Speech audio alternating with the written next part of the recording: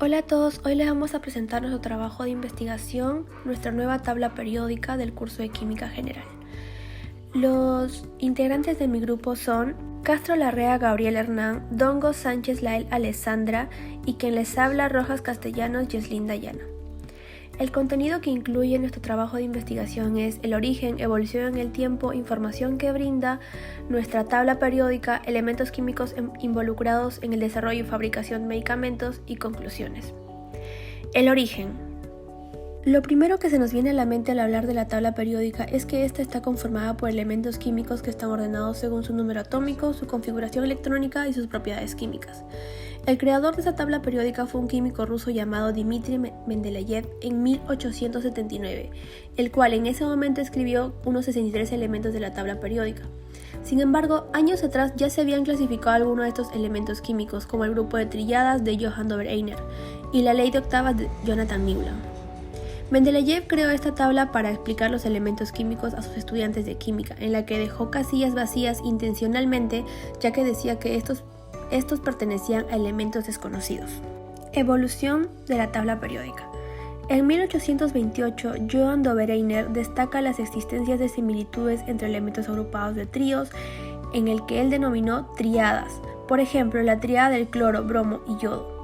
En 1863, Johann Newland ordenó los elementos con base en sus masas atómicas y observó que cada octavo elemento tenía propiedades semejantes al primero. Este hecho fue nombrado la ley de las octavas, pero no se cumplía con elementos de mayor masa atómica, por lo que fue rechazada. Años después, en 1869, Mendeleev, químico ruso, representa una primera versión de su tabla periódica, el cual contenía 63 elementos. De esta manera los elementos son clasificados verticalmente.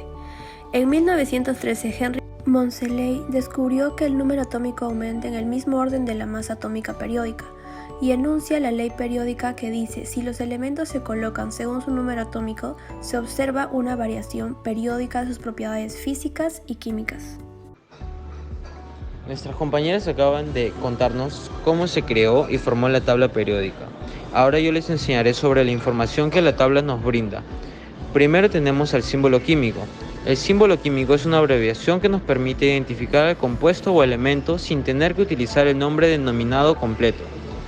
Luego tenemos el radio atómico. Esto representa la distancia que existe entre el núcleo y la capa de valencia.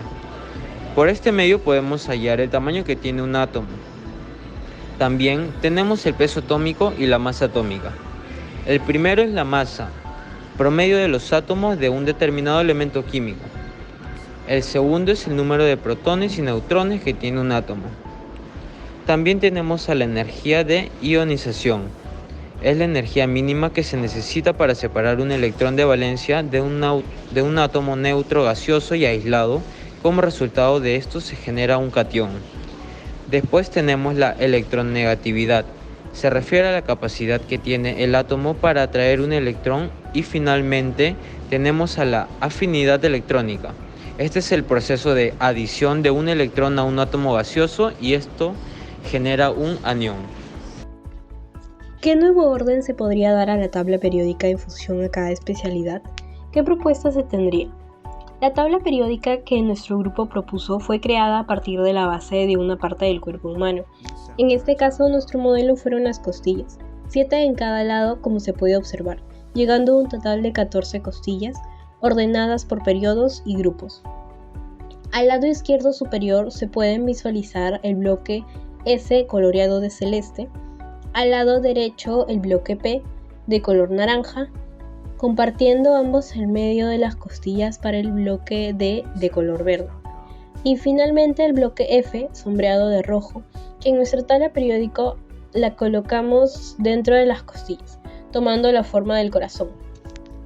Optamos por este modelo porque para nosotros es más dinámico. La tabla periódica es el lenguaje universal de la ciencia. Es considerado uno de los mayores logros.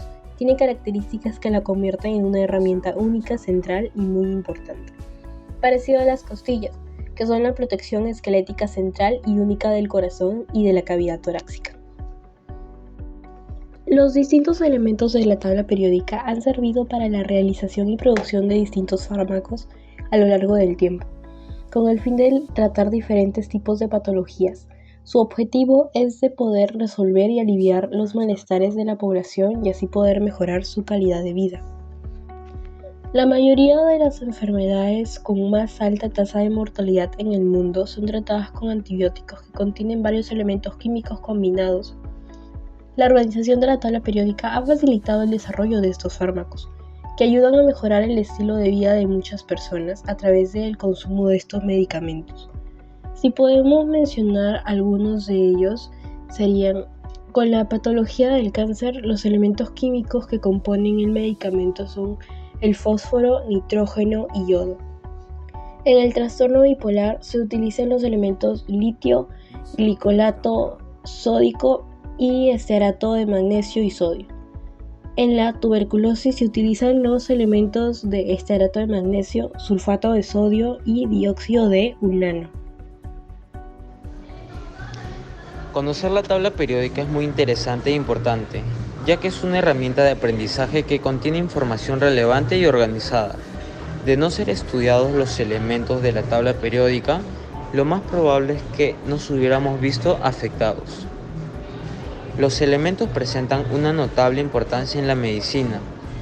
Han sido muy beneficiosos en el pasar de los años, ya que dichos elementos son utilizados en tecnologías médicas, fármacos y entre otros.